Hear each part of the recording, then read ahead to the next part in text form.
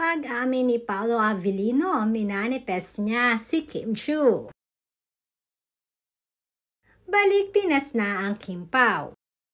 At maging ang mga kasabayan nga nila sa eroplano papuntang Pilipinas ay sadya namang kinilig sa kanilang mga nasaksihan sa loob nito.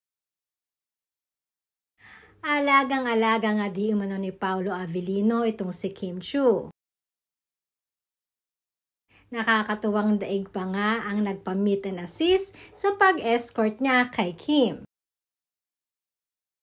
Dahil from check-in counter, eroplano, immigration at baggage claim at hanggang sa sasakyan nga ni Kim ay hinatid pa siya ni Paolo.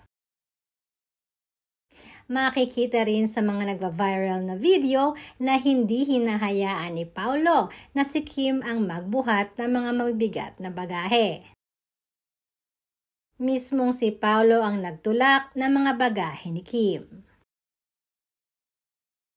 Samantalang hindi naman maalis sa isipan ng mga netizens na madami ang naniniwala na mukhang itinadhana na talaga ang pagtatagpo ng landas ni Kim Chiu at Paolo Avellino. Dahil ayon na rin kay Paolo, kahit noong 5 years ago pa ay minanifest niya na ang pagtatambal at ang makakasama niya na si Kim Chiu. Dahil kung ating babalikan ang mga naging interview ni Paolo, tanging isang pangalan lamang ang hinihiling niya na makatrabaho. At ito nga ay walang iba kundi si Kim Chiu. Hindi lang dahil sa galing ni Kim umarte, kundi pati na rin sa personality nito, sabi ni Paolo.